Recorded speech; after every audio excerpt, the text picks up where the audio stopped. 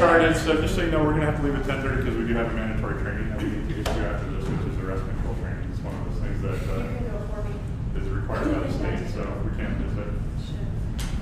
So, Richard, did you want to start? Nope, I just wanted to welcome everybody here today and appreciate you all showing up. Thanks to Alina for giving us this opportunity to use the room today and going forward for other classes that we hope will be beneficial for neighbors and neighborhoods. We know one thing about everything, and I believe one thing about everybody in this room is that we all care about our neighborhood and our community. That's our common bond here. So today's class kind of came out of my getting involved with Historic Eastside. When we had our annual meeting, there was a call for leadership to step forward, and 7 leaders actually stepped forward in areas that they were interested in. I happened to get involved with Neighborhood Watch. I wanted to do something for our neighborhood to help it feel safe and welcoming and inviting. And that's kind of grown and evolved and morphed, and it became kind of Project Alert. And Alert, being the big acronym guy that I am, stood for A Loving Environment Requires Tending.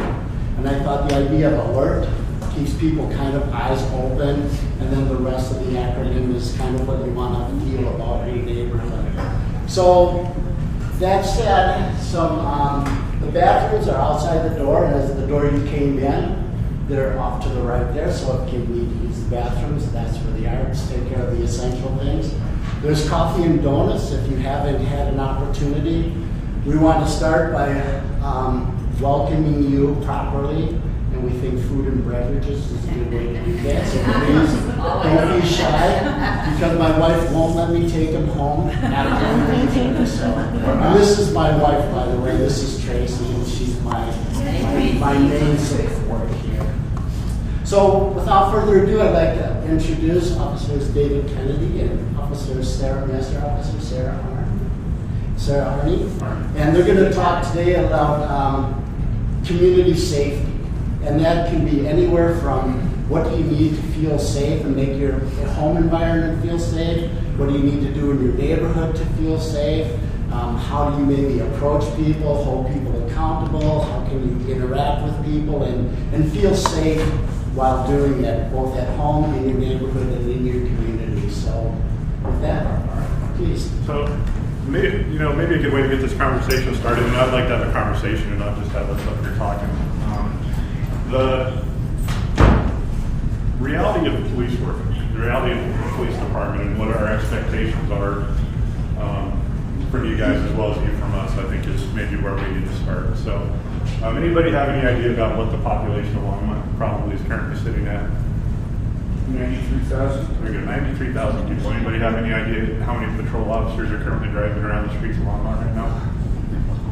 Just throw out a number, just I guess. On this shift? Yeah, right now. Yeah, police officers ready to take a call. 15? No. Anybody else? Yeah. 7. Good guess, so 9. 9 on average. So that's 1 per 10,000 people in the city of Longmont. Roughly, you said 93,000. So that's a lot of people that we have to, provide customer service for, right? So we can't be everywhere at once, I guess, is maybe a good discussion that we need to start having, and that's where this whole community engagement piece really conversation first started. Is if there's a problem in any neighborhood, and this doesn't matter where at, it could be Longmont, it could be, any city in America, right? The first place that people go when there's a problem, any crime-related problem, is they go to the police, of course, right? But can the police, be in your neighborhood 24/7? Knowing what you know now, right? On average, our swing shift, who has a little bit better staff, and they're going to run numbers around 11 or 12 swing shift is, but they have about 150 calls for service to handle during that shift. So, roughly, how many does that come out to? 10, 11, 12 calls per officer. So, really what you need to, or what you can expect from patrol when patrol responds is patrol needs to go to a situation, deal with the situation, get people separated, get people calm down, take people to jail if they need to be taken to jail. And they need to do it relatively quickly so they can get back in service and start handling those other calls for service. So your beat officers will work on neighborhood problems for you, but the reality of police work is they're going to do it in their spare time, which isn't a lot of spare time. That's where folks like me and Sarah kind of come into play. We're not in patrol. We don't handle normal calls for service. We are busy with other programs that we currently run in the city. Our current multi-housing program is our main priority. However, our unit now is being tasked with additional duties to include everything from tagging or graffiti to working with the homeless community in our street outreach program. So we have a full plate too, but we can work on problems a little more long term, similar to what most people realize, when they watch TV and expect what police like a detective would do. Somebody who can look at that neighborhood problem, come up with long term solutions, work with community and neighborhood resources. Who Carmen, there she is. I'm like, where are you? She's right there. Kate Armstrong's our volunteer coordinator. So homeless service providers. We're gonna engage the different pieces of the community that we need to kind of work long term on the problem. So we're just kind of teaming this up and going off the cuff. So go ahead. Do we know if we can shut this fan off? Probably not. I don't know. Do we need to know? It looks like an exhaust.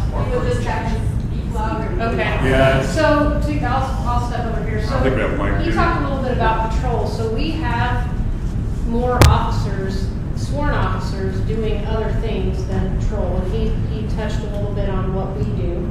We have our detective division that's split up between property crime and person crime. We have traffic division. We have 2 K-9 officers. We have, what else am I missing? Our unit, which is very random. It's just what we cover is random. It's the gang and crime suppression unit. Dave and I, he mentioned a little bit about tagging. We don't deal with the gang piece, but we deal with some of the graffiti stuff. So we're kind of jack of all trades officers in that unit. And what else am I missing? Anyways, there we have a lot, like during the day in that building, there's a lot of police officers sworn, but they're all doing basically what their expertise is. They're not responding to calls, they're not touching base with you guys on a daily basis. Maybe they are if they're investigating a case and so forth. So Dave's point is that beat officers go to a call and say they respond to the park. They respond to Collier Park with a problem. They take care of the problem as best as they can at the time, probably knowing that the problem's going to come back, right? As you guys have seen, correct? So we can solve your problem for that minute, but I believe the whole point of this is to get you guys all involved to also help us because we can't do it alone. So one thing that we've seen, especially, and I know you guys all have seen this in your personal lives, politics, both, at the local level, national level. But what's, in my opinion, and this is just Dave talking, I know Sarah, has similar viewpoints and we agree on this point, but the police can't do this alone. And one of the biggest problems right now we are facing as a country is apathy. It's just this, idea that, if it doesn't affect me, then I'm not going to get engaged, I'm not going to get involved because it's not my problem. We've become a society of, the suburbanites who, drive their car into their garage. As soon as that garage door shuts, they never go outside of it. They don't know their neighbors. As long as it doesn't affect them inside their own home, they don't care.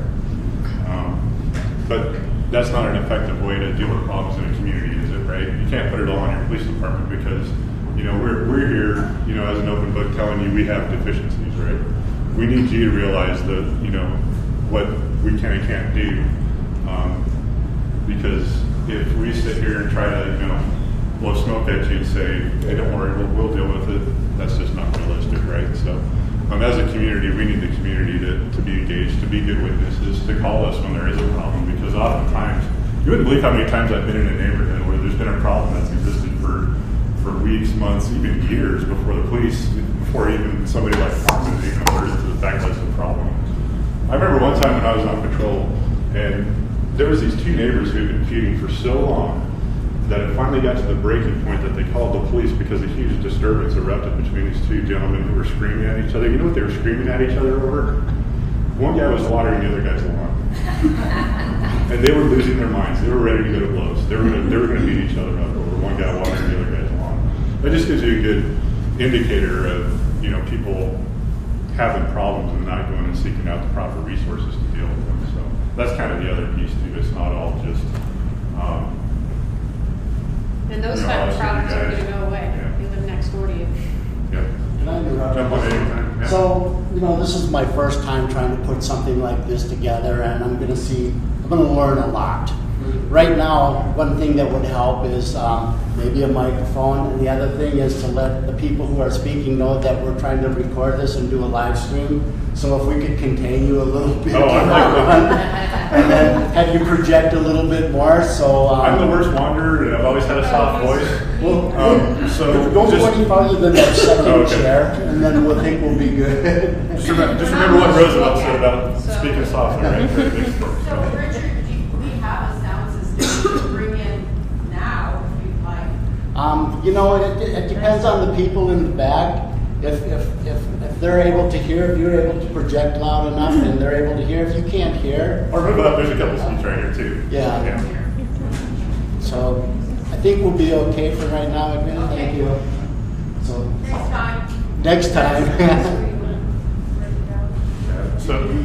So we have a real well-represented piece of the community here. We have the homeless service providers, homeless themselves here, the police, you know, residents from neighborhood areas, neighborhood group leaders. So we would start to like to hear from you what our plan for the future is. You know, I know you guys have been doing great work already, and some of the stuff that you would like from us is maybe tips for safety as far as how to engage folks.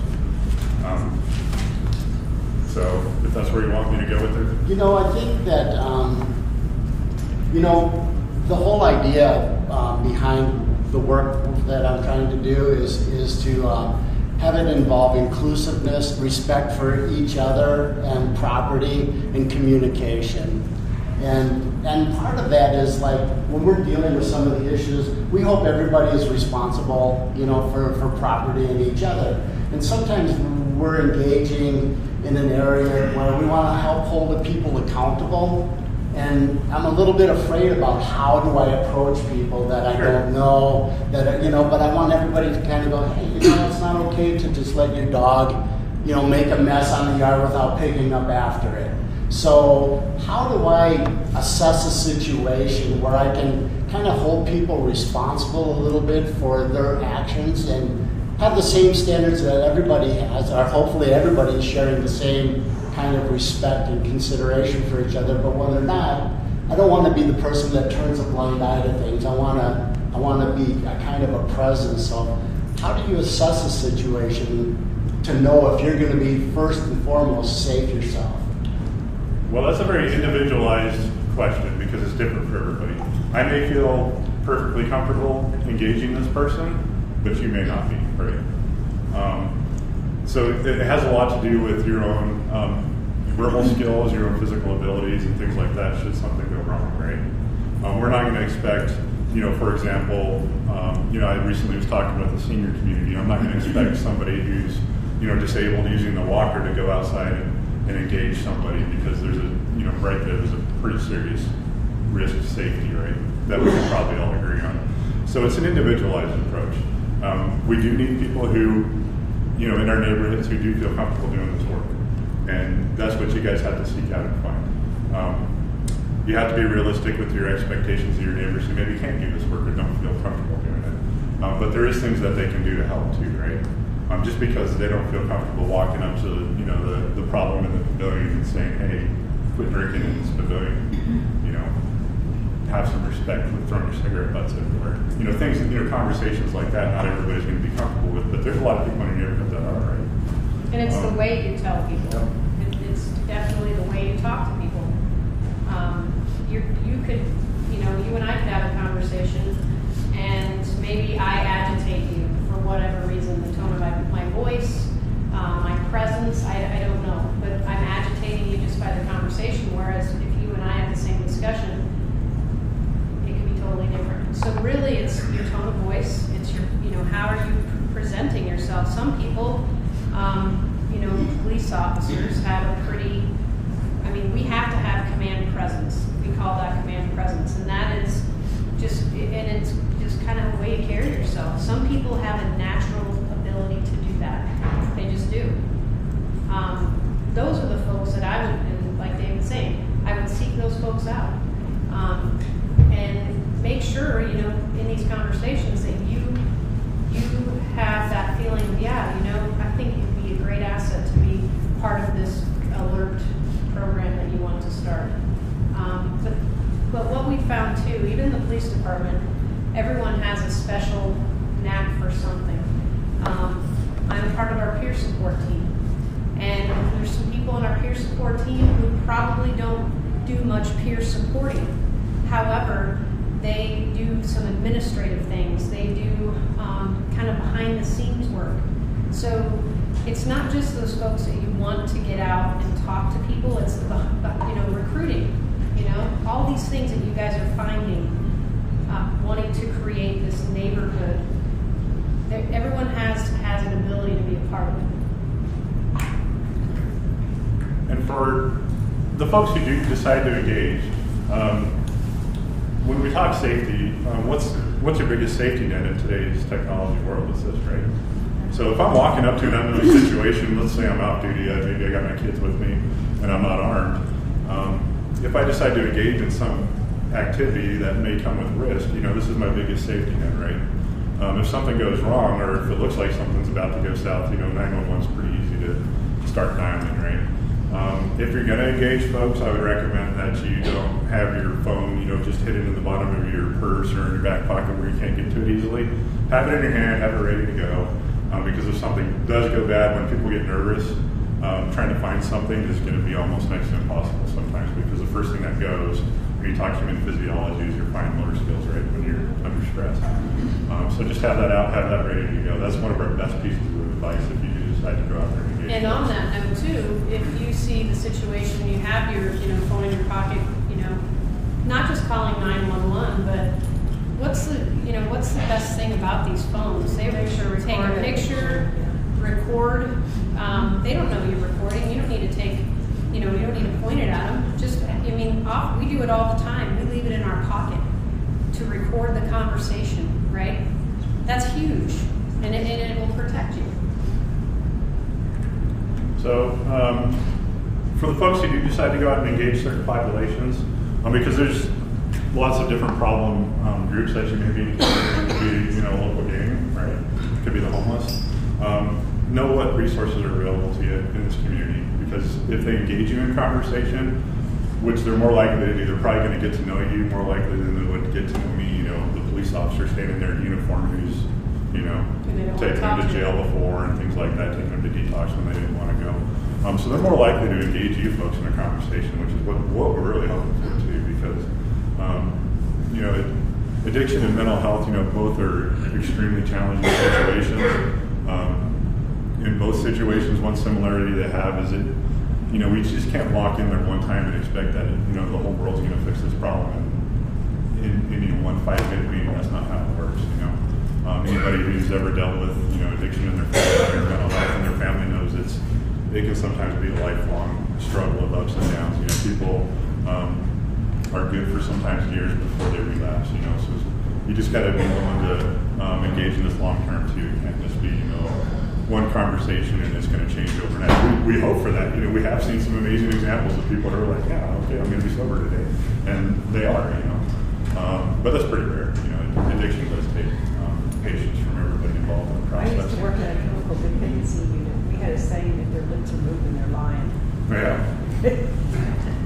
So yeah, they may take. So like a detox facility type place, okay. Yeah. One thing too, you talk about, examples picking up dog feces, and how does you would hope that everyone has respect to pick up their dog's waste, right? I could say that around my neighborhood, I feel the same way. I think everyone does, even a dog owner. And so instilling my values in other people is not my job, but talking to them about it, not scolding them, not getting on, like, why are you picking, your dog's poop up? And it's the way you tell people, just going back to what I had said. Hey, and it's just, what you say sparks that in their mind, like, yeah, I really need to consider that. That's not my lawn, that's my neighbor's lawn, or hey, that's somebody's property, right? I know that we had a meeting and you were putting signs around your park about certain things and property. How's that working for you? Are people responding to it? Have you guys hung the signs?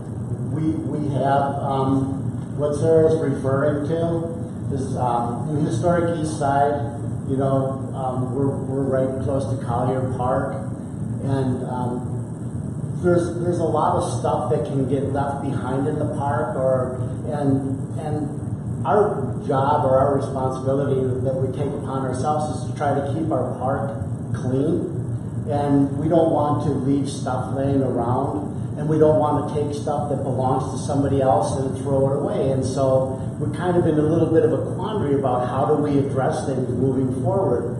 So we put up a sign that said, if you value anything, if you value what you bring into the park and it's of value to you, please take it with you. And if you leave it behind, we'll consider it unwanted. So we want to just, make an announcement that if you're leaving stuff behind, then it's going to be our responsibility and we can do with it what we may. Well, because we're so involved with our historic east side and our Collier Park, just this week we had a lock box put into the park so that we don't have to worry about throwing stuff away anymore. We can put it in the lock box, and then the Parks Department is going to come and pick it up every Monday and take it to the police department, and there's going to be an opportunity for people to recover their stuff. So we keep making these inroads in our neighborhood, and so that's what we did. It started as picking up, it's left a sign, and now it's turned into this lock box. So that's how that signage is going. I wanted to add that we put up additional signs in the little pavilions, and the city took them down. So they really? They How did. long ago was They said that? they weren't official signs. How long ago was that? Do you know? Well, when we were meeting, Richard. About 2 weeks, I think, is Okay. Okay. So. I didn't know that. That's why I thought. Yeah. All right. So we just thought if we had more signs, around the pavilions or whatever, we had one by the pavilion, each pavilion, and one by the bathroom. And they took them down because they weren't official. So, but in the in the interim, we've made some progress in having people pick up after themselves too. So, Who was telling you this, Parks? what was Yeah, it's Parks. Parks Department? Yeah. I mean, I personally don't see the problem, but there's, unfortunately, with government, any level of government, even the Parks Department, there's a certain level of bureaucracy that you got to go through in order to get a sign in that That's park. good seeing. Yeah. Who provided the lockbox? It was the city, the Parks Department Yeah. had provided the lockbox. And we've been dealing with this issue for a while, and we just keep having these conversations. And I think that that's what I would encourage with anybody, who cares about their neighborhood is to keep these conversations going. I mean, that's part of what this meeting is about, to create conversation. And so, keep making these inroads in your neighborhoods and with your neighbors, and I think you're gonna find some solutions, so. What other type of issues or questions do you guys have for us? And tell us any challenges you've had. I mean, we're open to hearing anything. Go ahead. The other day I was walking my dog and I came across a person that, obviously had some mental issues. And he was talking to himself and so forth. And he started, of course, my dog is the friendliest one in the world, and thought, oh, somebody wants to meet me. And I thought, oh no. Yeah. So I purposely went across the park and away from him because I wasn't really sure how to deal with that, or if I should, or what. Certainly, I mean, did they feel like they were in some sort of crisis state? I guess that's the kind of determining factor on whether or not maybe you should call. If somebody's, obviously delusional, yelling, Yeah. things of that nature, it's probably best to get that person engaged with mental health. And the quickest connection to be able to do that would be to call Edge. If you don't know what Edge is, it's we have. And he wasn't threatening me. No. But he was, he was But he's at a level wanting where to engage with somebody, sure. so, yeah. So situations like that, you do have to be careful, especially if somebody really is delusional. You don't know what their delusion currently is or what their mental state is. So you probably did make the safe decision for your circumstances. Yeah. And I would encourage you to call in the future. We'll get one of our clinicians in contact with that person to see where we can help them. So You started to say call Edge? yes, Edge. Explain that further, So maybe. What's the number? The police department has our own clinicians that, just kind of briefly to describe the program that work for us. So if somebody calls in a mental health related call for service to the police, we're going to bring a clinician out with us. Police are there to make sure the situation is safe for the clinician, then the clinician is going to do what they're the expert at, right? They're the mental health professionals, the police aren't. One of the biggest problems we've faced and this is nationwide too, in the past is having police deal with mental health problems and not mental health professionals. So this program has shown to be a huge success because we're getting these folks the right help. We're not just as police officers doing what we traditionally did, and that was picking them up, taking them off the street, and just dropping them into a box somewhere, which was generally the hospital. These folks, once again, too, there's that long-term connection to, the clinician's going to work with these folks long-term where law enforcement's not. So when you do call the police, you call if it's an emergency, call the emergency number. If the person's, making homicidal statements, whether to themselves or somebody else, that's okay to call 911 in that situation. If it's just, lower key, type of delusional behavior, then the non-emergent number is fine, and we'll get somebody out there. And it will be a higher priority call, so we'll get somebody out there as soon as we can, okay? So you bring up a gentleman, many of you live around here, I take it? There's a gentleman that walks around with headphones on his head, and he yells very loud, and he cusses, and he screams, and he lives somewhere around here. I don't know where. I've not ever contacted him personally, but if right, and he's gotten much better since he's had those headphones on. But a gentleman like that, is that someone? If you see him all the time doing the same thing, we've been called umpteen times on him. We know him. When we get the call, our dispatch is not sending us to him, all the time because he is not right. But that's his baseline. That's his baseline. But that's again, it's all a judgment call. I mean, have you seen this person before? Are they familiar to you? That's a gentleman. If you've seen him, are you going to call? No. Probably not.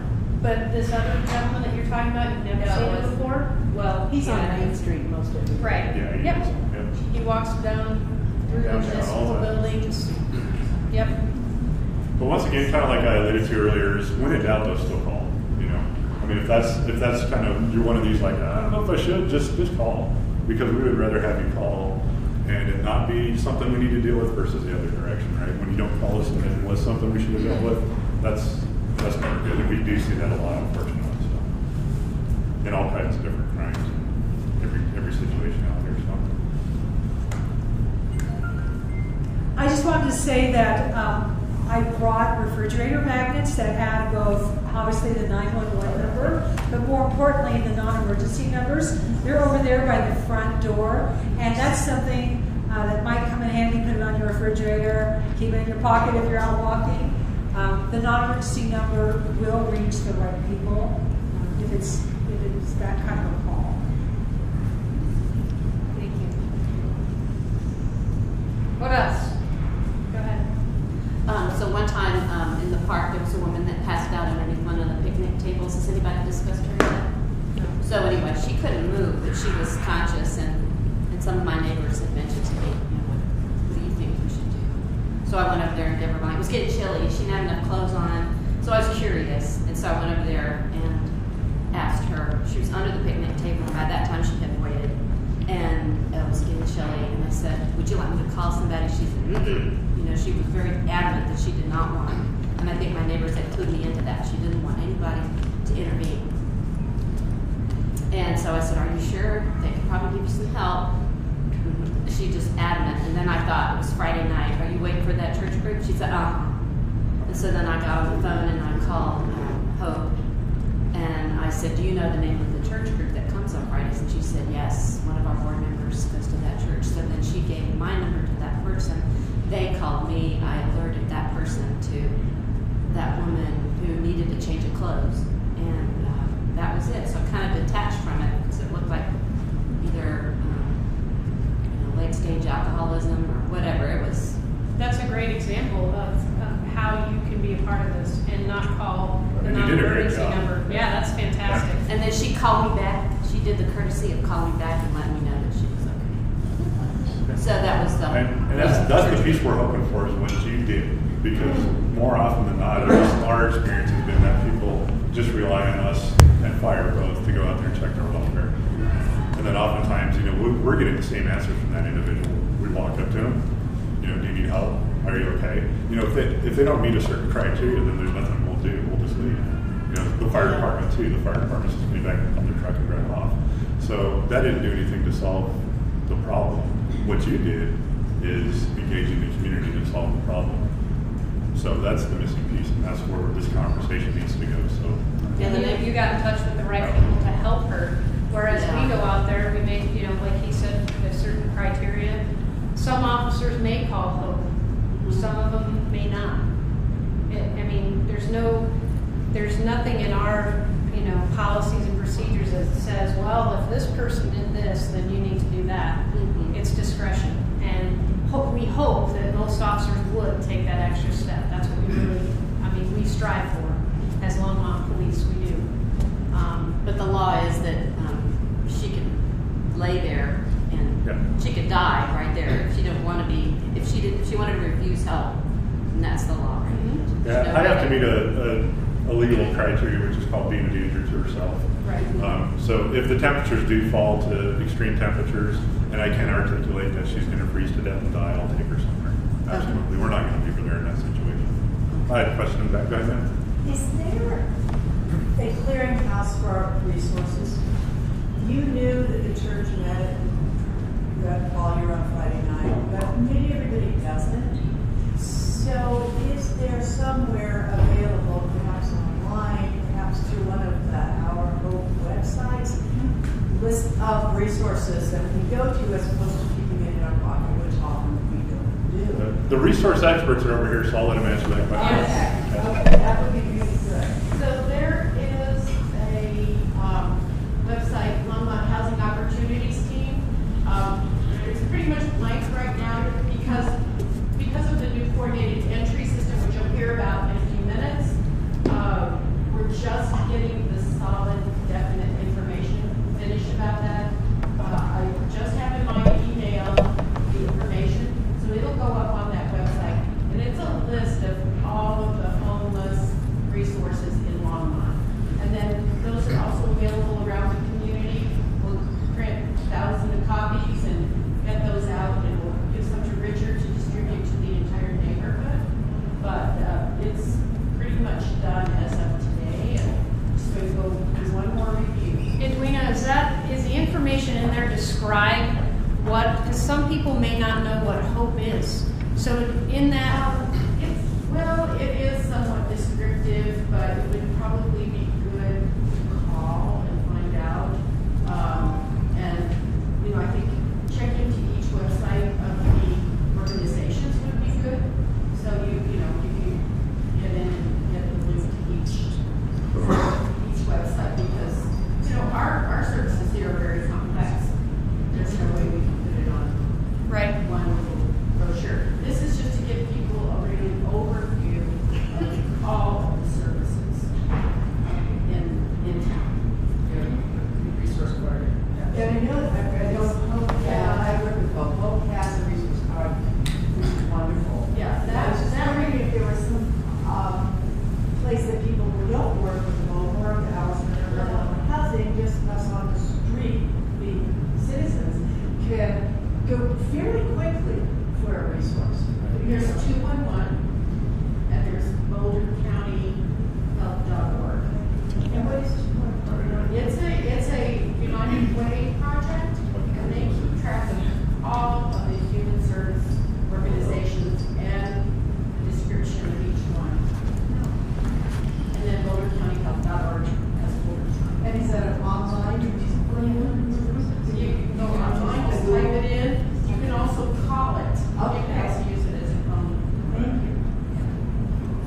Another question, Dexter? Yeah. Okay, you're talking about the Friday night. I am a pastor of the Common Believer. Yeah. I've been with it for 10 years.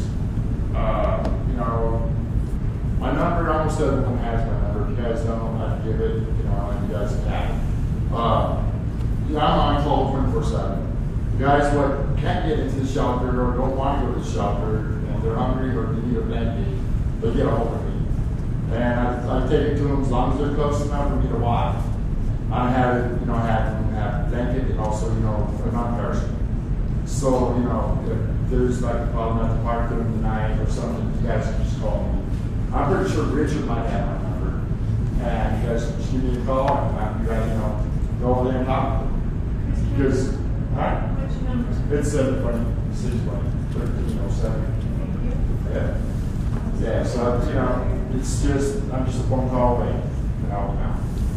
So I've been in your situation. Chris, can you repeat that number, please? 720-620-1307. 720-620-1307. Thank you. Yeah.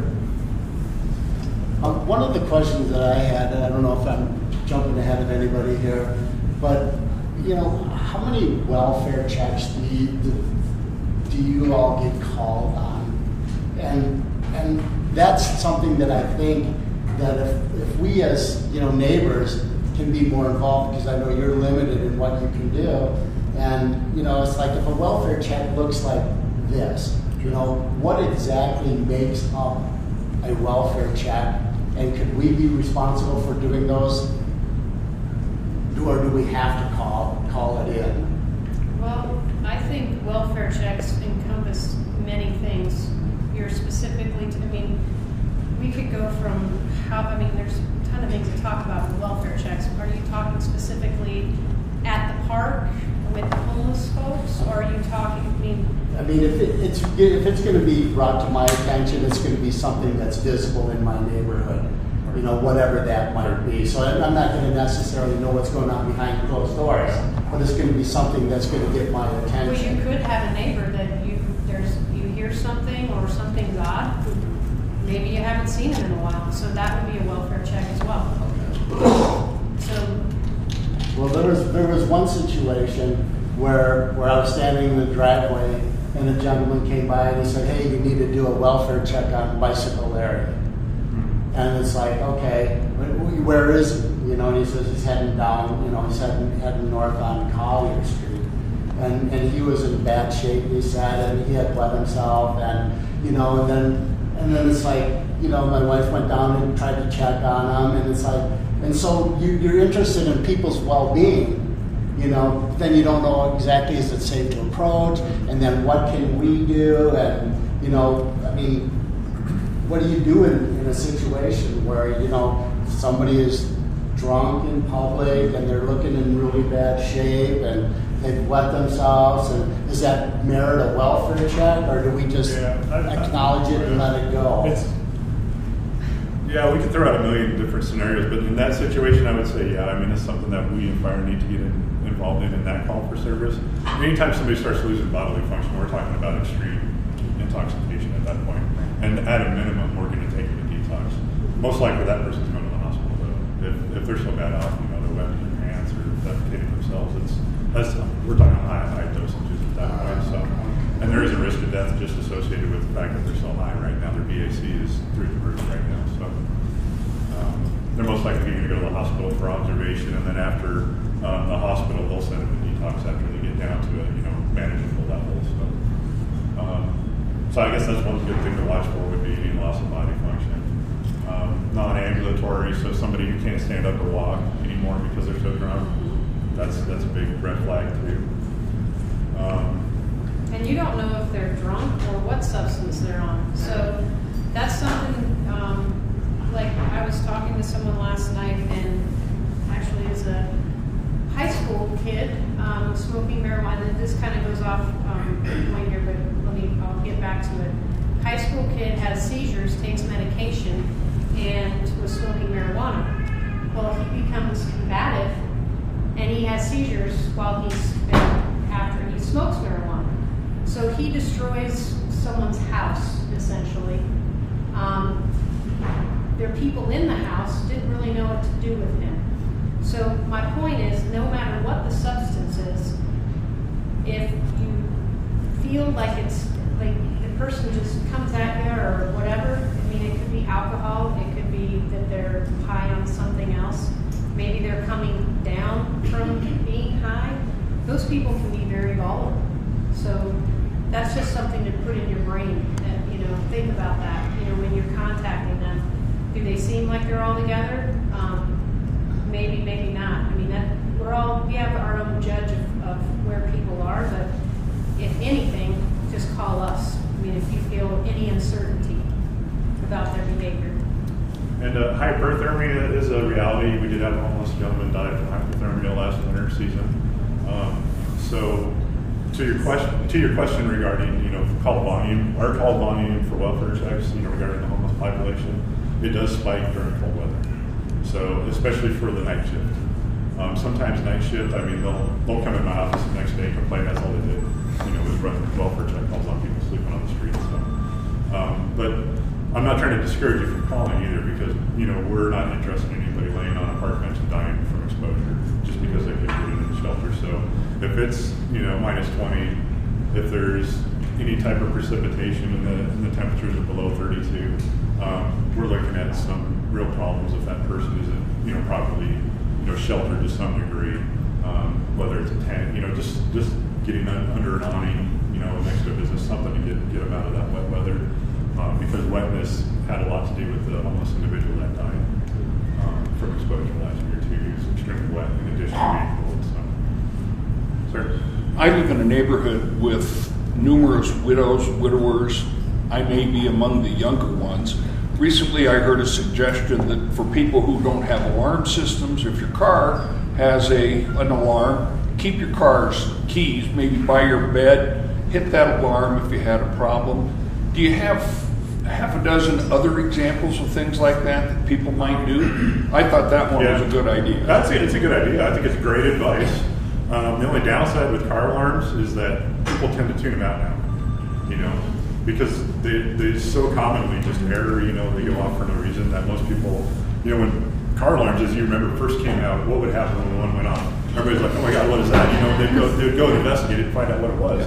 Nobody cares, you know, when one goes off now. So if you hear that car alarm off and you know that that's a safety plan for that individual, just make sure that you communicate that with your neighbors, because, you know, if everybody's on board, I think it's a great idea.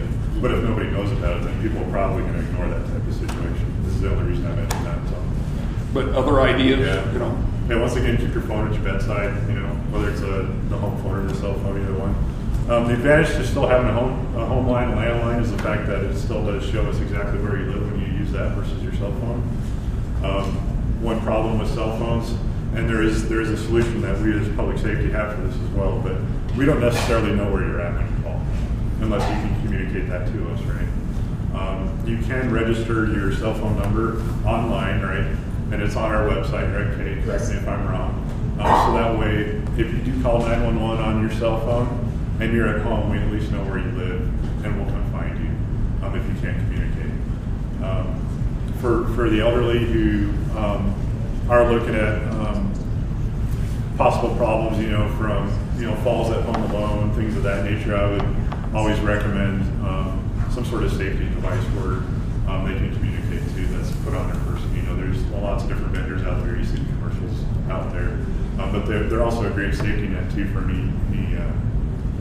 anything. It's not just medical too. So simple push of a button, they're on the phone with somebody and they wear it on their person. So if that's what those folks need, maybe work with them and their families to get hooked up with something like that. Because you as a neighbor, you're going to do your best, but you also can't be there 24 hours for them either. So, but that device could. So, any other thoughts, Sarah? No. How do you register your cell phone for the 911? So it's on our website. So what's the web address? You go to public safety. Let me see if I can look it up on my phone for you. And then I think there's an emergency notification tab, but I think we're going to check that. But it's important that you do that. I recently called 911 subject, and I ended up talking to both of the sheriff's department, which was extremely frustrating for both of us because I didn't know that's who I was speaking to.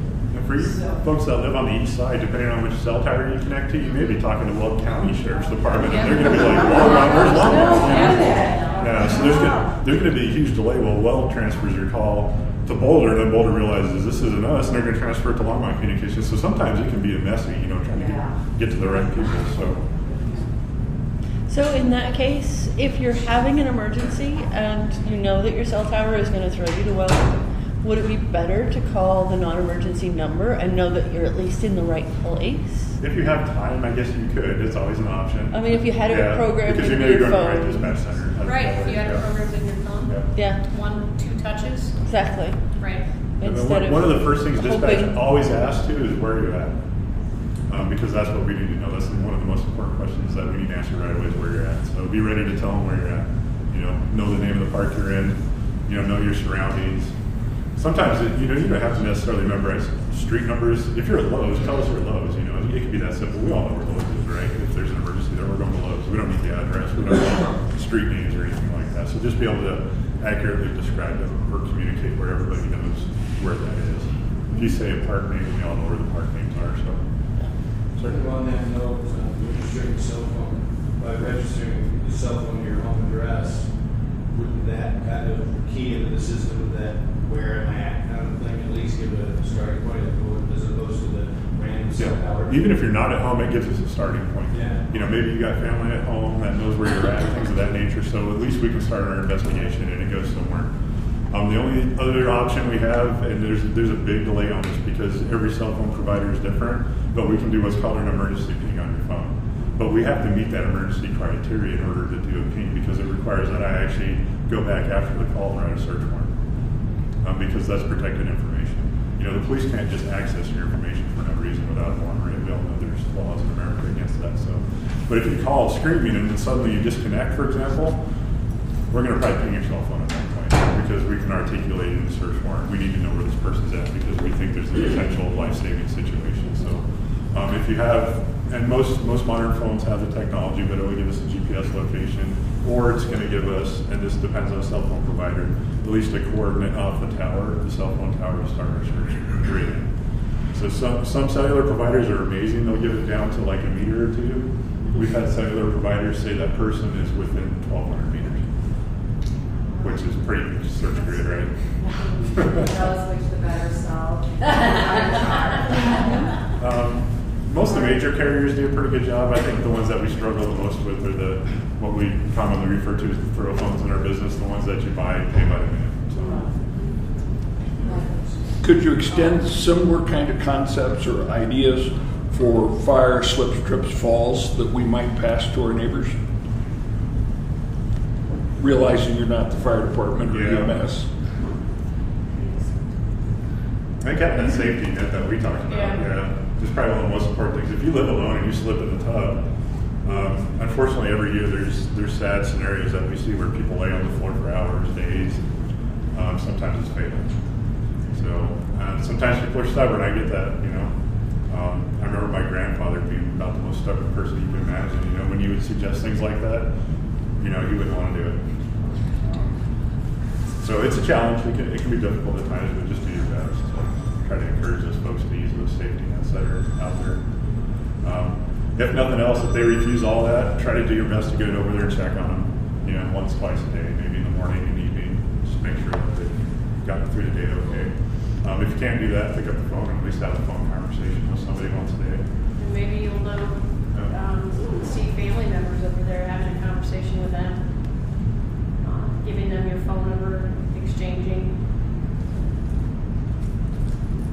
I remember one of the things that I got from you, David, was that as you're doing your speaking and connecting with the community, you said it's kind of alarming to know that 2/3 of the people don't know their neighbors to the left or right of them.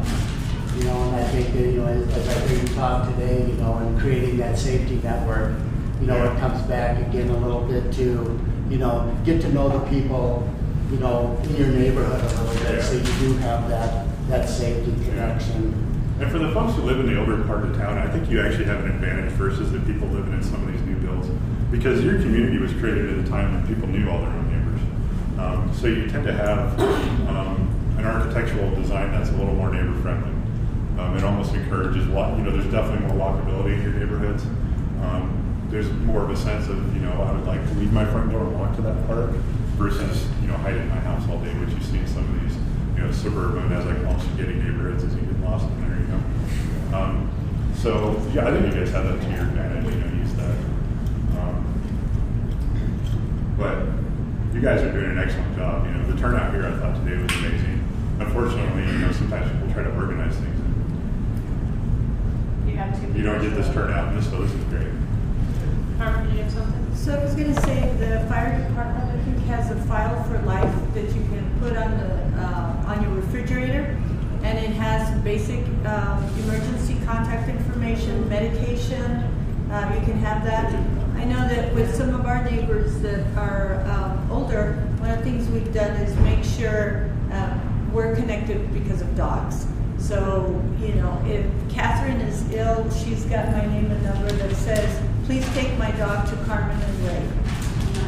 And then she's got her daughter's number. So it says what to do with my pets. It says I have a heart condition, and it's on her refrigerator. And I think we've done Discover Neighbors. It's like block party grants.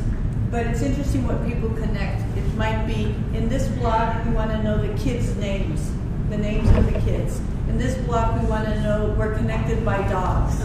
In this block, we're connected by, it could be, my neighbor is in a wheelchair. My neighbor is hard of hearing. Those kinds of things provide you an opportunity to be more connected, but also to have that information that says, well, I know my neighbor over there has a heart problem and I haven't seen her in 3 days. And I've gone and I've knocked and the dog's barking and I don't see anybody, right? Do I call the daughter? Do I do a welfare check? What are the things that I need to do to help one another? And I think it's really easy, just put it on the fridge because everybody knows. And firefighters will walk into a home and if it's visible, they can see that. It's a red pocket envelope that says File for Life. So where can they get those at? It's available at the front desk at the senior center. At the senior center? Okay. Where else? You can call the non-emergency number for the police department. We can mail that out to you. We have those as well. Do the fire stations have them at all? Yes, they do. Their local fire station? Okay. Fire stations should have them in their little rack or brochure file. Okay. I just want to know that I'm glad you mentioned the senior center because that's another great way for folks, if they're connected to the senior center, even folks at the senior center check on one another. Because I haven't seen Rhonda around in a couple of weeks. What do I need to do? But it's a resource for connecting people to other social networks outside of maybe basic needs, but it's a way for them to connect. It's a way to go have a meal, join a class, right, and connect in different ways. Yeah. They do a lot of fun things, so it's good to encourage people to go there and look into that. Go play pool. That's what we do with Meals on Wheels. That's another way to check on people.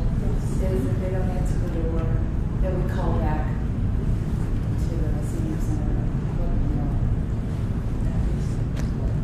And I just want to say, I know that these two are driven a little bit by the clock today. Yeah. And if there's anybody else who has a burning question that they want to ask right now, I think they have about 60 seconds to respond to it. And seeing no hands, I want to thank Officer Kennedy and Officer Arnie for being here today. And we'll leave our business cards up here. Kay, I guess if there's any left over, could you just bring it back? Totally appreciate it.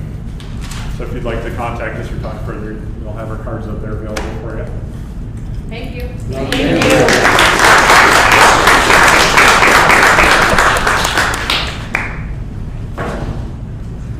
Well, we have a few minutes before we move on to Edwina giving an overview on Hope, or our center. Lisa will be doing Hope. Edwina will be doing our center. And so if you need to use the bathroom or you want to get a cup of coffee and grab a donut, again, my wife won't let me take these home. I'm going to try. So help me out, have some refreshments, and I'll see you back here in about 5 minutes.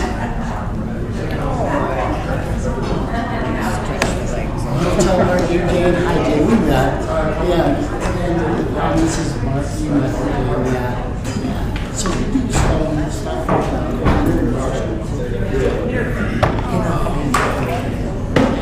Everybody knew we were at the radical thing at your house, and we went down into your sitting room, and we saw all the fixes.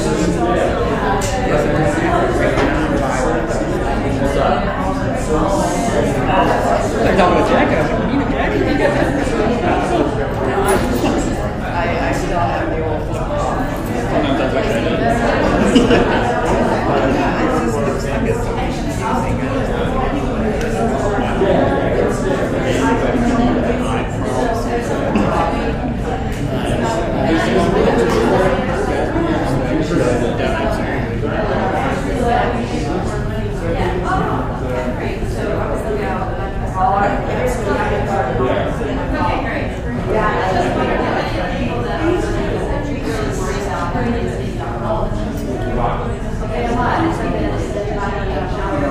Learning a lot.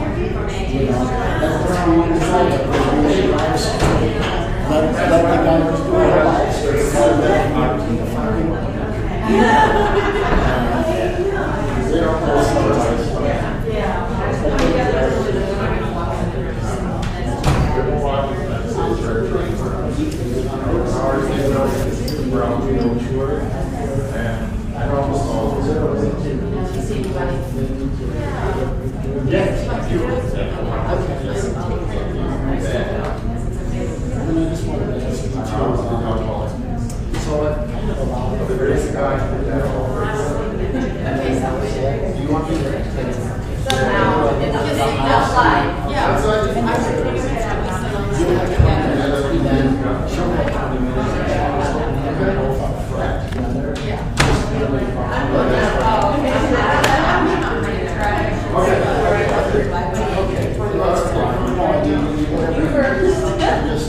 This is all like the hour from the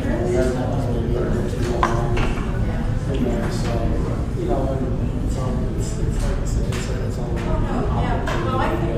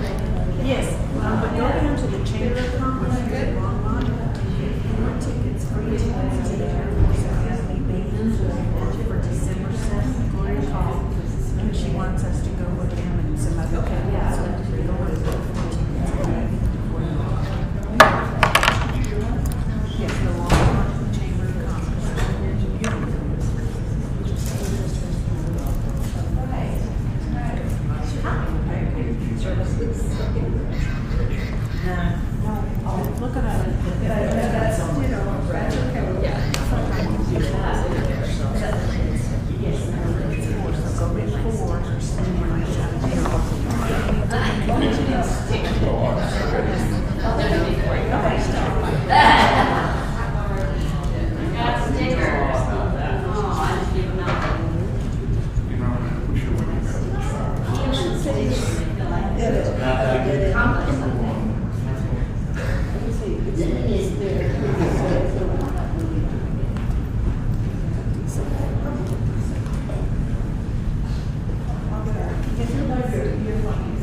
Great turnout. Yeah.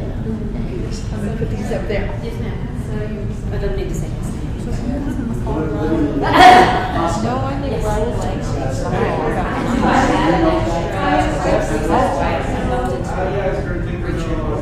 just north of all your crossing. And just needed somebody to interface with. So we have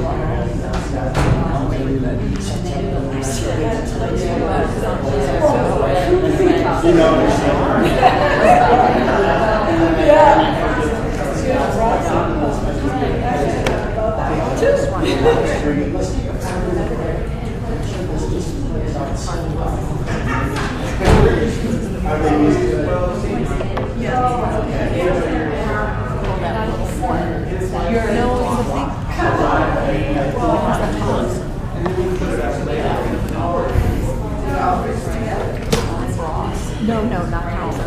We did kind of there too. So where do you live in Longmont? Over near Kensington, near 8th and Latch. So okay. We're that next. You own there? Yes, ma'am. Okay. Yep. Yeah, my wife and I, we just bought our first home back in July. We're that way. Oh, okay. So you're new to the homeownership. Yeah, we moved out here in March, bought our home in July, and got married in September. Oh my goodness. Yes, so lots of changes. Yeah. Nothing in here you are at a neighborhood meeting. Exactly. So what kind of work do you do? I work for a climbing shoe company here in Longmont. Rock climbing shoe. Rock climbing. Really? So you're a rock climber. I am, yes. You're so good at it that you can get a job doing it. Pretty much, yeah. Very good. Pretty much, yeah. Very good. Prior to that, I actually spent a lot of time working for the Red Cross.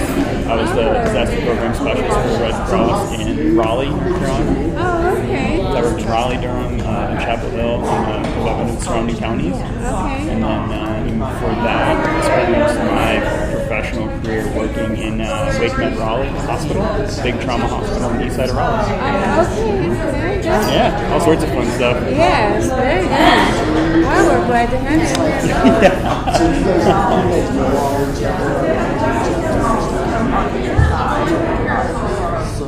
Yeah, I love it. This place is great.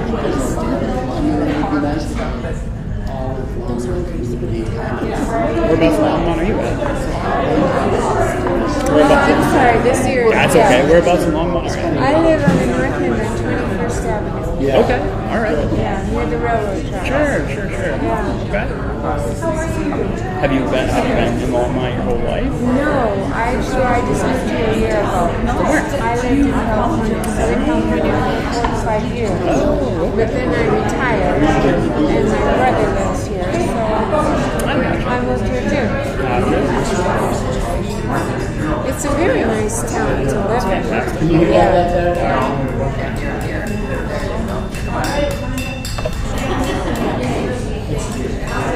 It's the dinner bell. Okay, now that we're all refreshed and recharged, Edwina Salazar, who is the Executive Director of the Our Center, is going to be giving us an overview about the services that the Our Center provides for our community. And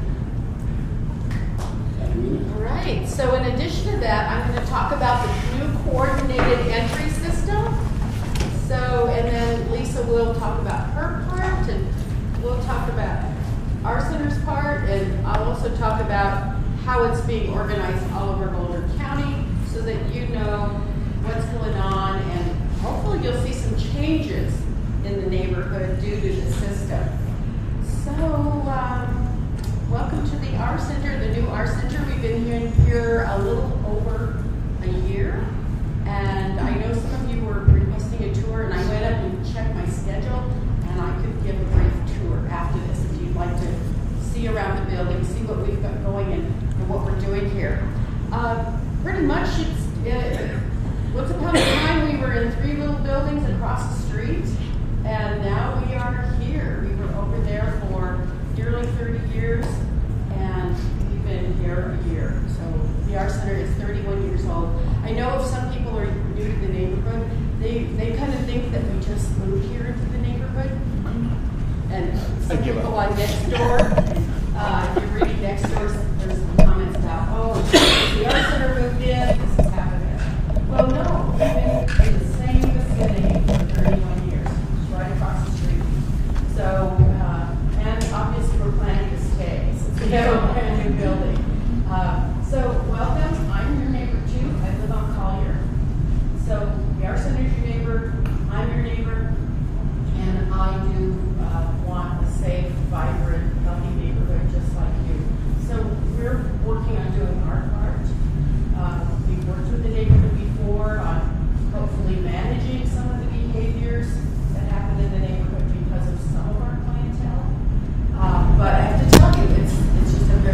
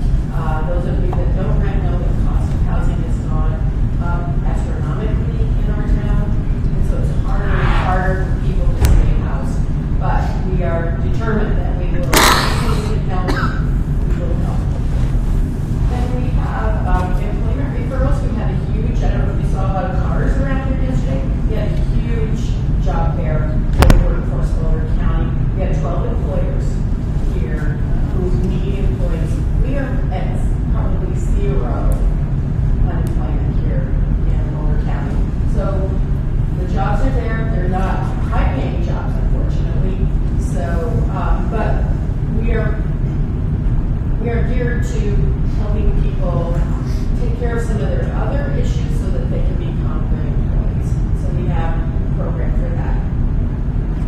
We have family law resources on Tuesdays. Bridge to Justice comes here. They have a law clinic.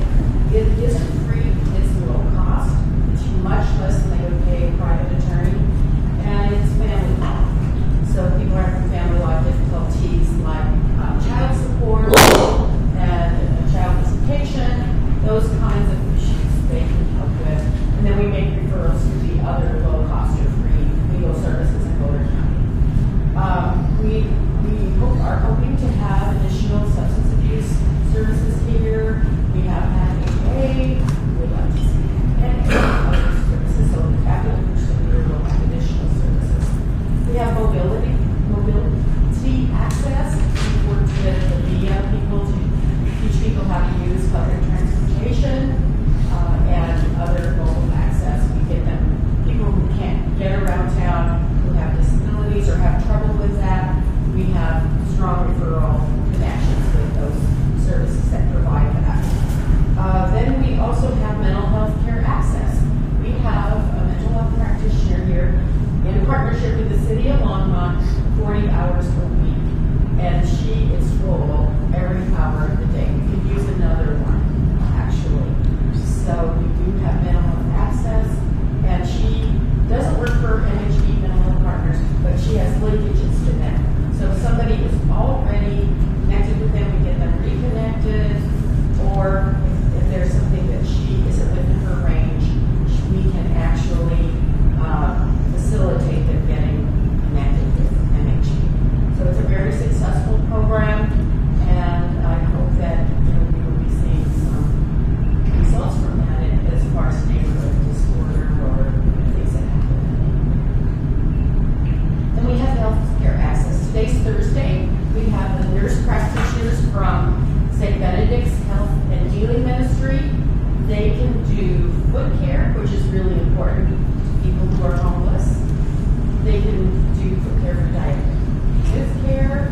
They can do foot care for people with disabilities who can't lean over and do their own foot care. So that's really new to our population.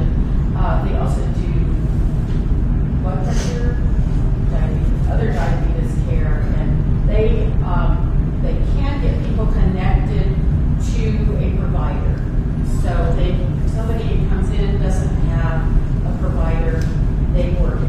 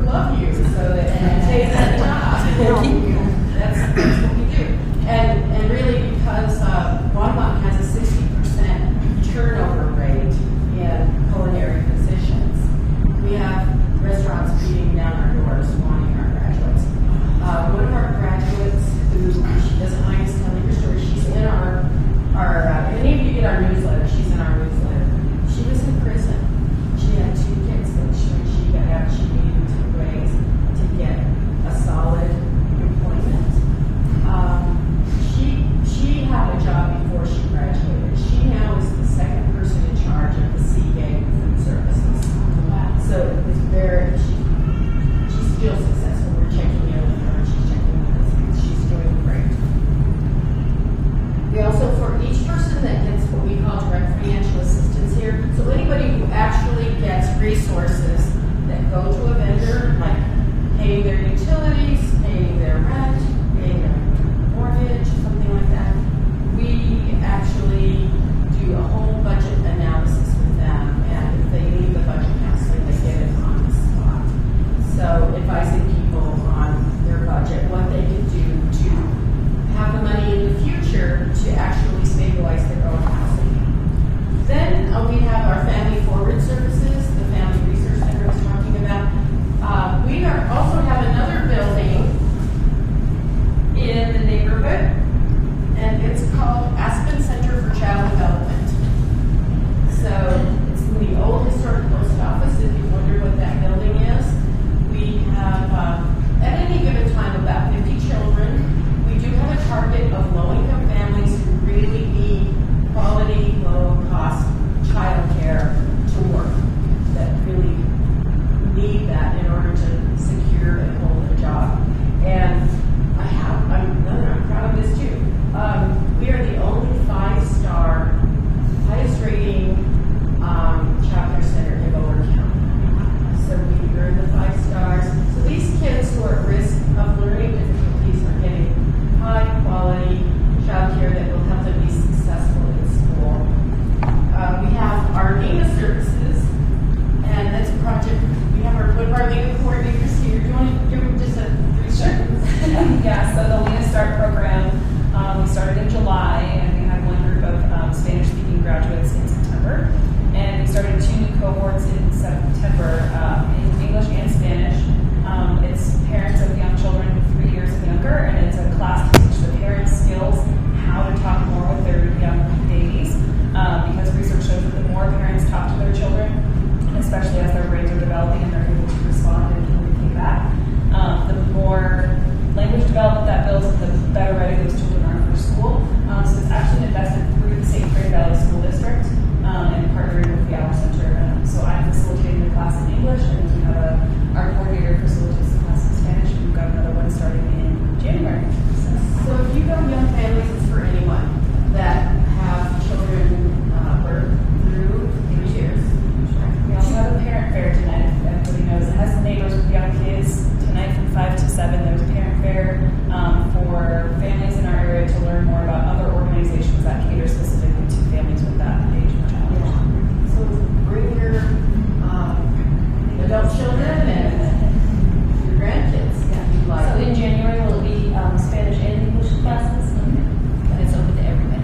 It's so amazing. And it's a one-star class. So everybody gets a book every session. So it's a brand new book. They can choose which one to get. So we also have, with the city of Longmont, we have a partnership with parenting classes. So we alternate parenting classes in English and Spanish. It's a big commitment to people. It's 15 weeks of class, and they have to commit to it, but it's really well attended. They get dinner, they serve the family sits around the table and eats, and we have child care as well. Along with that, we have Getting Ahead, which is a poverty reduction class. It's another huge commitment for people. It's a 15-week class as well. We've graduated 130 people from that class. So it helps people understand how they can utilize community resources and through their own efforts get out of poverty.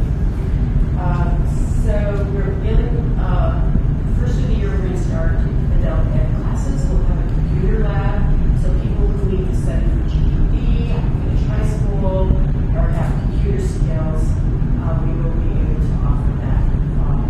So we have a huge range of services besides serving people who are homeless.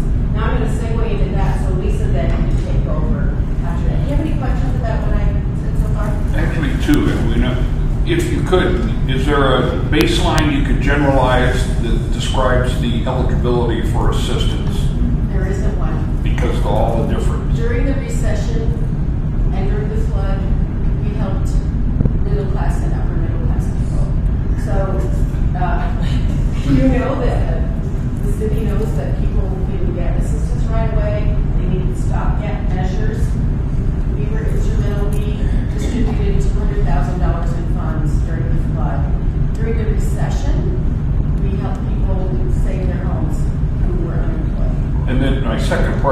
segues to the officer's presentation about they pull in their driveway, close the garage door, and well, that doesn't affect me. How do we introduce people to, yeah, it might affect you, or it could be someplace that you can utilize?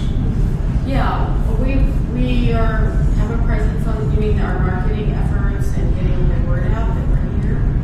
Yeah, we do a lot for the churches. We're really highly connected to almost all the churches in Longmont. In February, we have a breakfast every other month, and Richard has been to the breakfast.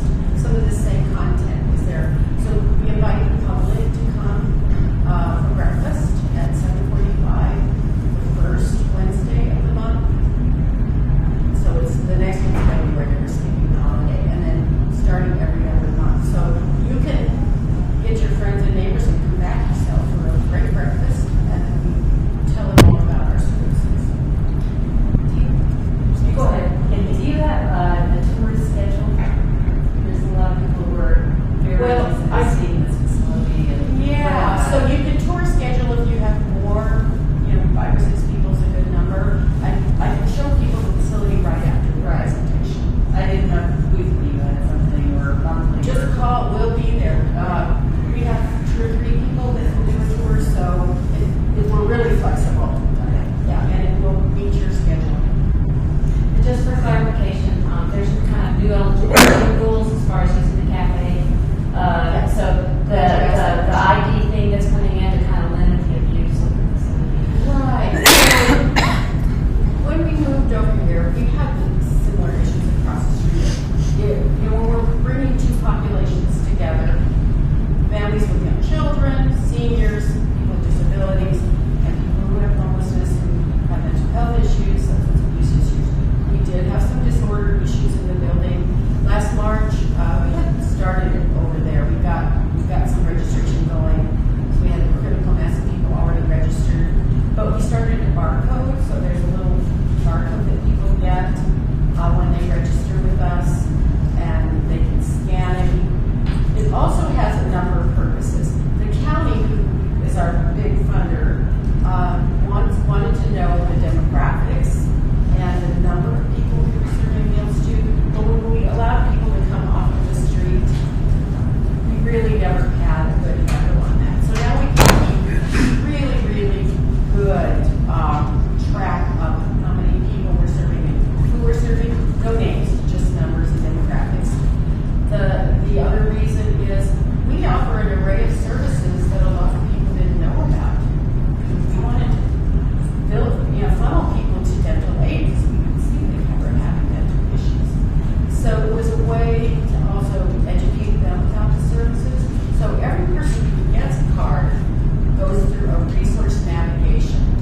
So somebody sits down, gets to know them, and then suggests resources to them to help with whatever problems or needs are identified. So that's 2.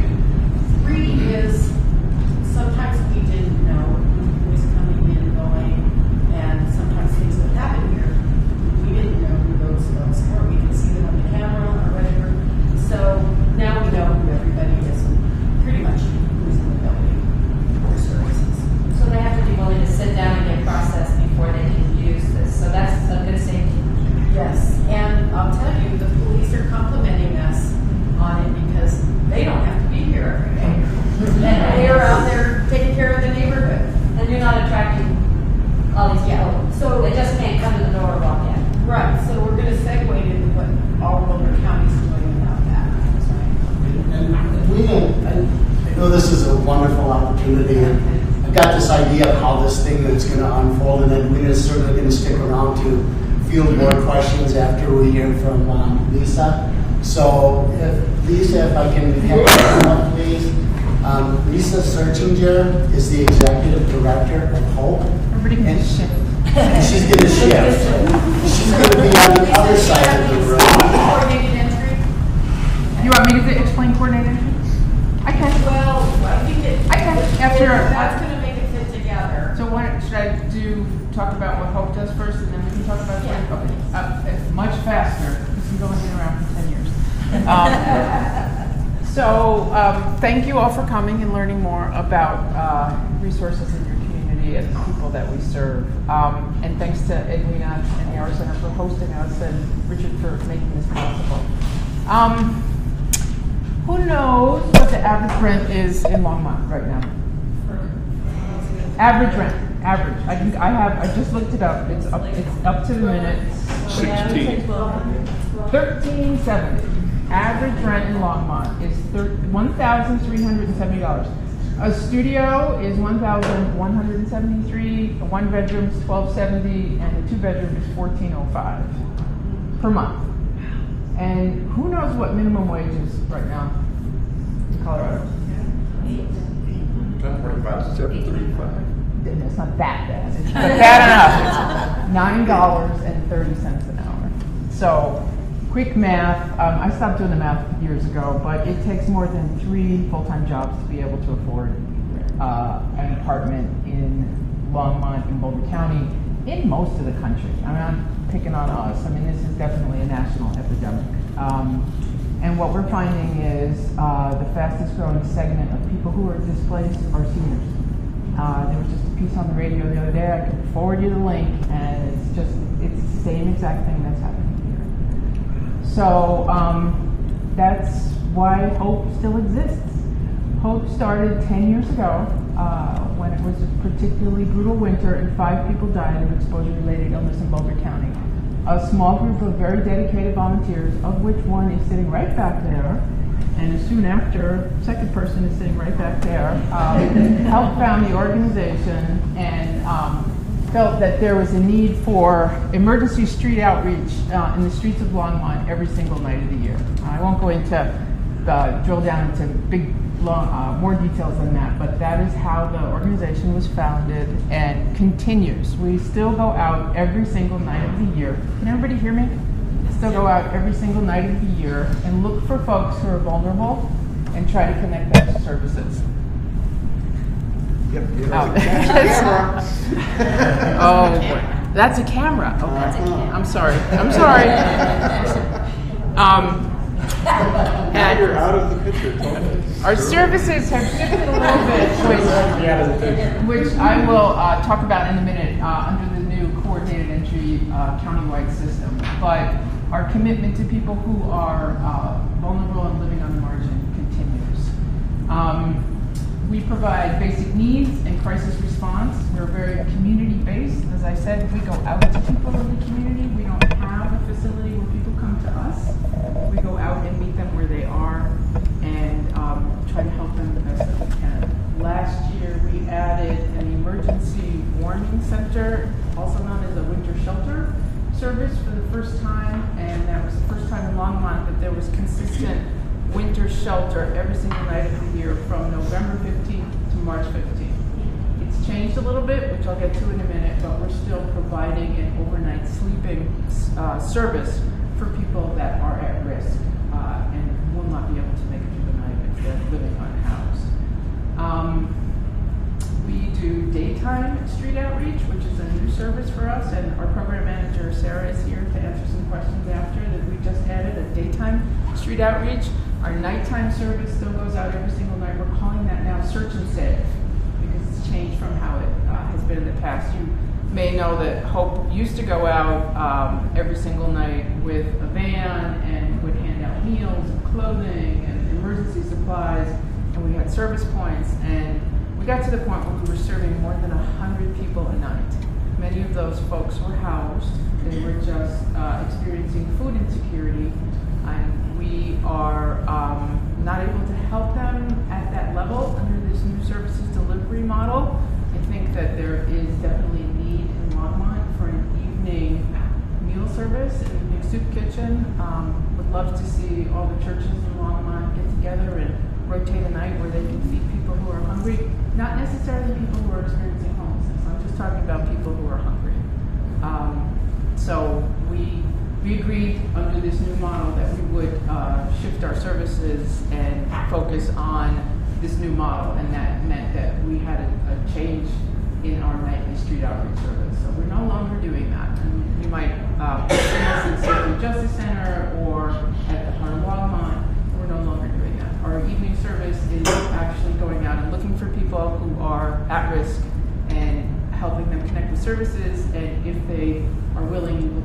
to the evening sleeping site. So it's it in a nutshell. We have some other services. We do emergency medical respite for people who have been released from the hospital and may not have a safe place to heal. We do some other emergency-related services, but our core program is street outreach, search and save, and this nighttime navigation, also known as shelter, which is a good segue to tell you about the new services delivery model. And the first time that Hope and the Hour Center are partnering at a deep level. Under this new services delivery model, I don't know how complicated I want to make this. All people seeking services in Boulder County are expected to enter through one door, and that door has many different openings. So there's an entry point here, there are entry points in Boulder, but you are to be assessed through what we're calling coordinated entry. And then we're just passing out some diagrams. Yeah, just to look at it. Yeah. So you come into the system at a single point, you're assessed, and then you are identified as a person who has higher needs or lower needs. And higher needs individuals are referred to the Boulder Shelter for the Homeless in Boulder, which is now called a housing-focused shelter. And all your needs are met, and you are hopefully going to be able to live there until you can move into housing. Any different, an array of housing options. If you are a lower needs individual, you're directed to what we're calling navigation. And there's a navigation facility in Boulder, and there's a navigation facility in Longmont. And the Hour Center and Hope are partnering to provide that Longmont-based navigation. The Hour Center is open during the day, and Hope is open during the night. And the goal is that through navigation, you will be able to return to your housing status, your stability, wherever that may be. It may be going back to your place of origin. It may be getting you rehoused in Longmont. But we are working together to help people resolve their crisis, their housing crisis, as quickly as possible. We've only been in operation for less than 2 weeks. Boulder's been up and running for about a month, so it's all very new. We know that we're serving about 25 to 30 people right now at nighttime navigation. I know that more than 500 people have been assessed through coordinated entry so far. And we're very optimistic that this new model will result in some positive housing outcomes for people who are experiencing homelessness. So the Hour Center is doing navigation. We're also doing 2 hours a night at post. So our navigation specialist is on this side of the page. If you have one of these, I have another extra one there that I asked you to pass it on. So what that person is doing is doing a needs assessment again as to what you need. The other people are going, the high-risk people are going to the right side, looking at it. So those are the people that are physically ill, have really significant mental health or substance abuse needs, and they go over to the Boulder Shelter. The city of Longmont is helping to pay for that. So there are Longmont residents over at the Boulder Shelter as we speak, getting this high-risk kind of care at the Boulder Shelter. They can stay there as long as it takes to get them into housing, to a more stable situation. So we have one that actually he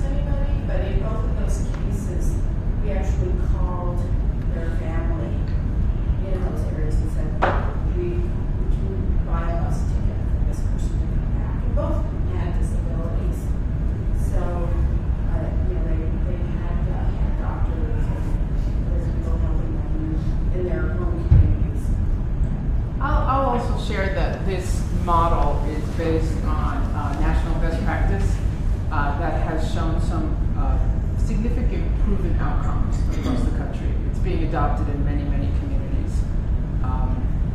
Because what we were doing in the past really wasn't working. We are 9 years into the 10-year plan to end homelessness in Boulder County, so it was time to try something different. And we're all very optimistic that this will work. I think we are all subject to national trends that really aren't in our control. So, homelessness is a problem nationally. So we are always going to have this push and pull of dealing with people who come from other places that aren't coordinating or working together. So we're going to have to be dealing with this down the road, but hopefully we can lessen the impact to our community. And I'd also like to share that we know that there are going to be people that slip through the safety net and may not be served by this new model, and that's why we're still here. And the story that you told earlier about the woman that you found in Collier Park, you called us. We called our board member who goes to, so that's why we're still doing what we're doing. That's us doing our crisis response basic needs. I mean, we'd love nothing more than to be able to inform that woman if she's ready about this new service model and help her get into services so that she might be able to get to the next level if that's what is right for her. But that's what the story you told before is really the story of hope. Question. Afterward, about things to me or Buffalo we met last night, and we like to do ecosystems. We provide things. I'm not going anywhere. I have a real practical question because our church has been donating lots of warm clothing and so forth to Hope. And if you no longer are going to be providing those things, what do you want the churches, where's the focus? I mean, we'll still do the collection of socks and sleeping bags, so blankets and whatever, but where do they go? First of all, thank you. I should have explained a little better. Our supply van now goes to navigation. So we are still providing those emergency supplies and meals to people who have gone through coordinated entry and have been directed to navigation. So the service has shifted. We don't have those 4 service points. We're now at what we're calling nighttime navigation. So we're still giving out all of those supplies. Good. So we still need them. Thank you. Thank you. And speaking of churches, our evening navigation / shelter is hosted by 3 different churches in the community. That's the only way we'd be able to do it. We don't have a dedicated site where we provide our services. We rely on our community and faith partners for that. What happens to the people who do not go through the coordinated entry? We are finding them during daytime street outreach and nighttime search and save. And we're doing our best to make sure that they're safe. Okay. And the goal is to get them to come into coordinated entry. And by virtue of the fact that they're not going through the coordinated entry, they are eliminating the possibility of all the services that are possible for them. Correct. Okay. Well, Sarah actually got one of our hardest to serve to come. Walked him in here. Chris can attest to that. Huge success to have him come in. And that's what it took. It took Sarah being out there and building trust and establishing a relationship. I mean, he knows us over the years. We all know this individual.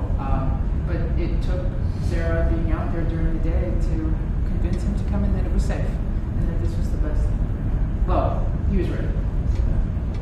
Well, after the talking when we had, and we've been talking for about 3 years. And I told him, how about this is what you got to do. I said to him, he doesn't mind. Anyway, I told him, this is what you got to do. You got to stop the drinking because, you're going to end up dying. I told him that. I go, I went through it. I go, I had a stroke. I had 2 heart attacks. I died 2 times. They brought me back 2 times. And on the second one, I said, okay, that's enough. And then that's when we started the church, our Friday night church. And I started talking to him. I look at the change what I got. I can have the same thing if you want. You just got to put yourself forward. And we just talked today, and he goes, yeah, he goes, I'm ready for it. He goes, I haven't been drinking that much, but I'm ready to do it. See, you got to just give the guys on the street a chance, you know. Don't be scared of them. You know, all of them aren't that.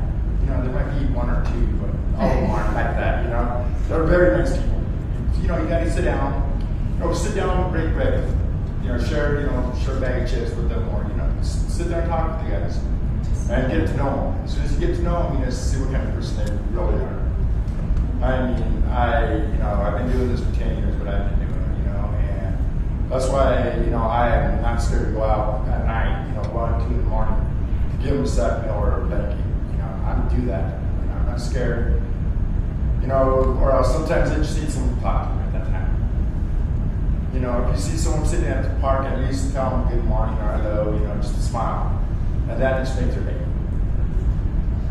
I can tell you it costs 3 times as much to keep somebody on the street than it does to house them. Yep. It's a whole nother conversation, but it's part of what this service model is supposed to do. It costs 3 times as much in services? Is that? Yep. Yeah. Mostly emergency services, hospital, safety. Yep. It's approximately $45,000 for someone to be on the street and $15,000 to keep them housed in what we're calling housing first, permanent supportive housing. There just isn't enough of it. But again, that might be the next meeting, housing. Are there enough beds in rehab for people that are willing to go?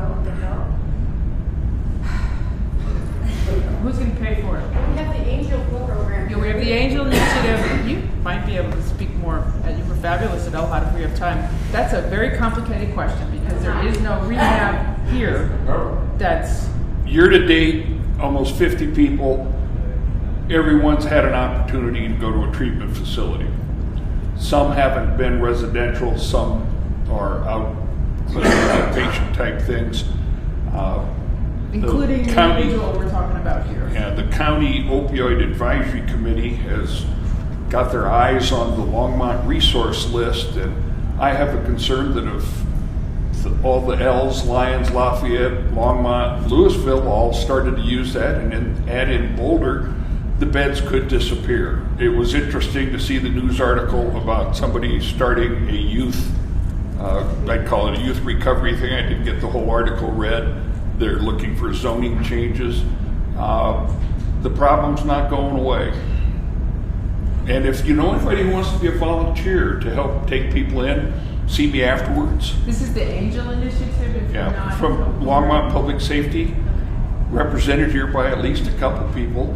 How did I get cast into this? I'm just a civilian. You're the front row because you're our community member. And right now, if you know someone who is ready to seek help with their addiction, they can walk into the Longmont Public Safety Department. And we have a whole group of staff, volunteers that can assess them that day usually. And we have a list of providers that have given us scholarships to get people into treatment.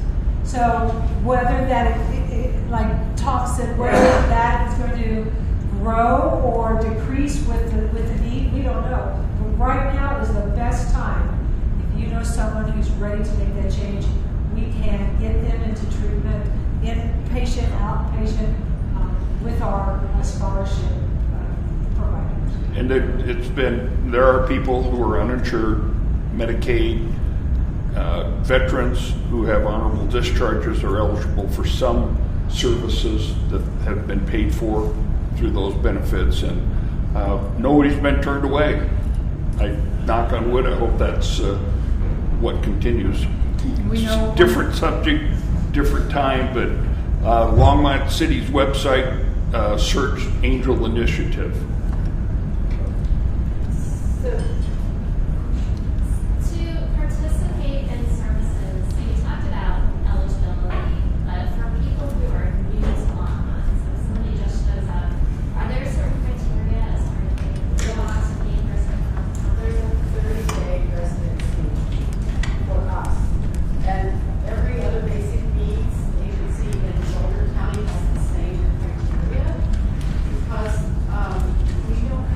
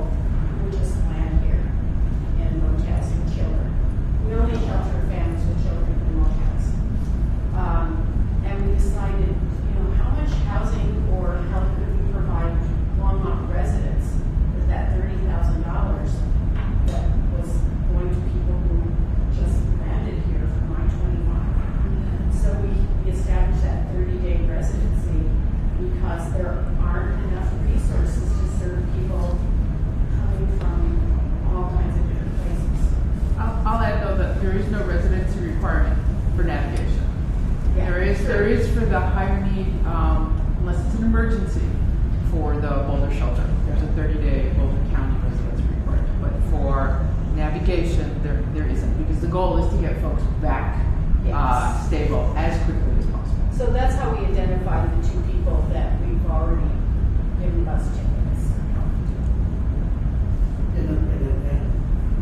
A practical question, I hope, is that I'm out walking around my neighborhood, it's 8 o'clock, I come across a situation where it looks like somebody can use some help and support, and I say, hey, we've got this opportunity here through this navigation system.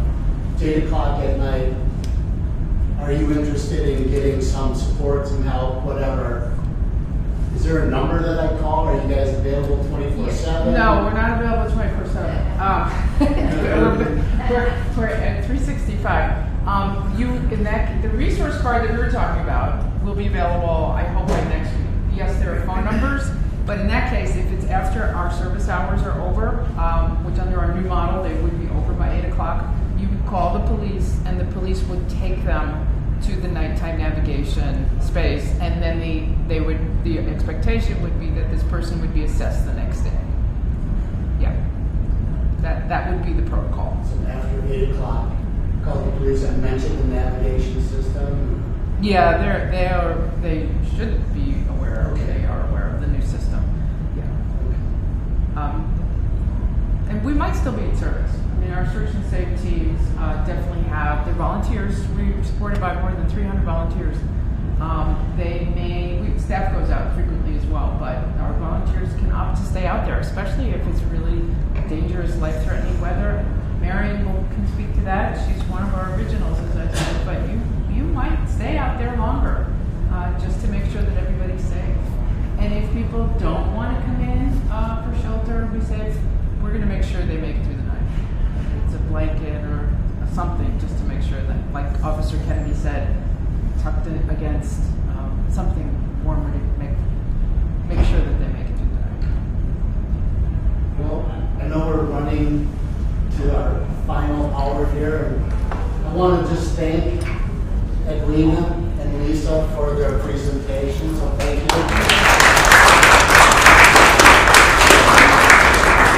You know, this is about creating conversation, and I hope that there's been a nice educational opportunity, and you've learned something new today. I know I have, and let's just keep the conversation going. So with that, thank you all for showing up today. Take a donut with you. Or Edwina is going to I'll be right here to take anything on a tour. Yeah. And then I have literature about the Art Center, how you can help, volunteer opportunities, and holiday opportunities to get right here at the end of the table. Thank you. Thank you. Thanks. Thanks, Richard.